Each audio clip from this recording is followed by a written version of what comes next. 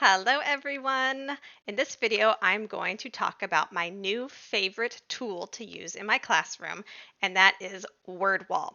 So I know Wordwall is not new. I know many teachers that have been using this for months. Some even used it back when they did VIP Kid. And I heard about it and I kind of looked into it. I did the free trial or the free version just to kind of look at it, and I was like, I don't want to spend any more money. I'm probably not going to use this. So I kind of just forgot about it.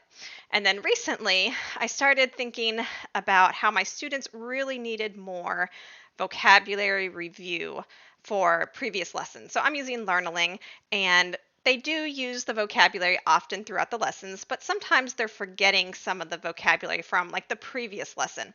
So I wanted to do just like something that's a quick review at the beginning of class. I just printed out some like little flashcards, but that can be pretty boring. So I thought, maybe can look back into Wordwall. So I went back in, I looked at the free version that I had, and I kind of looked at some of the options. So if you've ever looked at Wordwall before, the free version has many different options for different activities.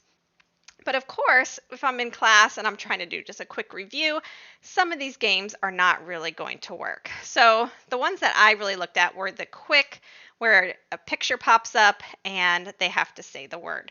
So the one that I looked at first was the random wheel. Of course, students like a spinning wheel, even though there's not really much to it.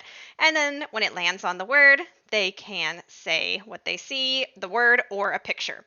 And then the other one I looked at was open the box. And that's what this video is going to be about, open the box. So when I first looked at open the box, I was like, well, this is kind of boring.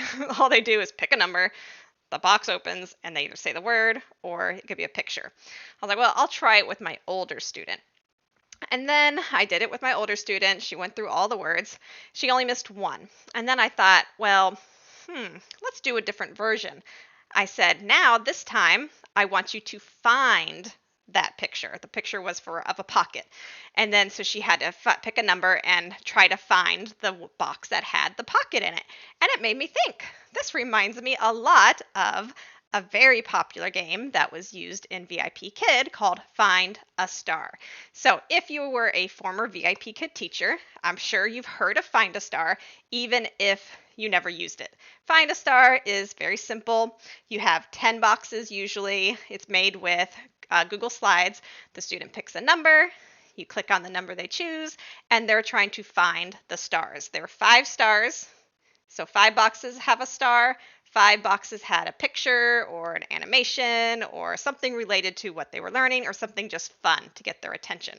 So it was used as a reward system. They got a star in Find a Star. They got a star in their classroom as well. So I thought, well, I can adapt this open the box game into a Find a Star type game. But instead of using 5 stars, since this is just a quick review, I decided to just put 1 star. So let me just show you the one that I created and used with my student. If I can find it very quickly. Let's see, level 2, unit 2, and it was this one. So the great thing is you can pick as many boxes as you want, and you can really use as many stars as you want. I just wanted to use 1. That way it's more of a challenge for them. I'm going to mute that. More of a challenge for them to find the one with the star. So when I played this game, I just told the student to pick a number. So let's say they pick 4. And here's the picture. This picture was for the word funny. So since she did not find a star, she has to say the word for the picture. And this is a good way for me to see which words she has mastered and which words that she still needs practice with. And I write it down if she needed more help with it. Nope, no star. So then they pick another number. No star. What is this? Grandma and Grandpa. Pick another number. This was old and young. Let's see if I can find my star. No, these are friends. And yay, you found the star. So the students get really excited when they find the 1 star. And then the game is over. You could choose to look at the last 2 boxes if you want to, or you can shuffle and you can play again if it's if you only have a few boxes there. This is especially helpful if, let's say, the student finds the star in the first box or the second box or the third box. Well, they haven't had a chance to practice all their words. So you can stop the game at that when they find the star, shuffle it, and then you can play it again. And the students really enjoy doing this. Even though it's really just flashcards, it's turned into a game. So they really have fun trying to find that star. And you can actually change it not to find the star. You can do anything. So instead of a star, you could do a heart. Or if your student likes dinosaurs, you can make it find the dinosaur. Or you can even do a picture of the teacher, of you. Find the teacher. Or a picture of your student. Find the student. So if you're not familiar with Open the Box, I'll just show you really quick how to make it. So if I go to create an activity, here it is, Open the Box. Very simple to make. You can give it a title. You can do just simple boxes or boxes with questions. Just do the simple boxes. And you can do a picture, only a picture, or you can do only a word, or you can do a picture and a word together. And the one thing I really love about Wordwall is you don't have to find your own images on your computer and upload them. You can if you have specific pictures like I did. I wanted to use specific pictures, so I uploaded, or you could do a search.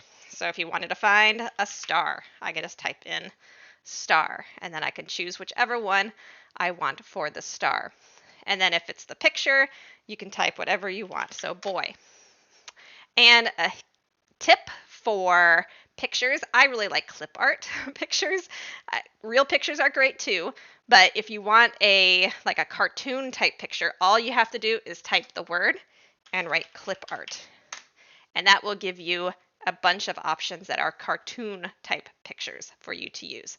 And it doesn't matter which number you choose for your star or whatever they're trying to find, because the great part about it is they get shuffled. So it doesn't matter if you put it number 1, it's not going to be in box number 1.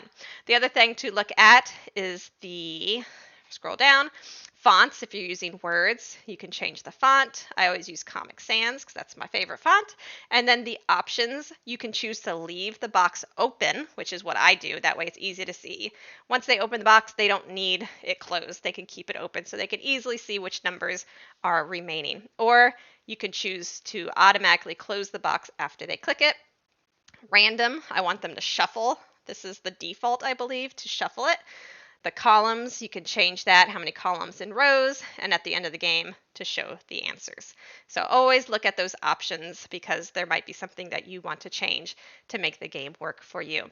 So hopefully this might be a fun way for you to do some review with your students before or at the end of class to make the Open the Box just a little bit more fun, a little bit more exciting for our students, especially those younger students. So if you use Wordwall, check it out. Let me know if you have any questions. Bye, everyone.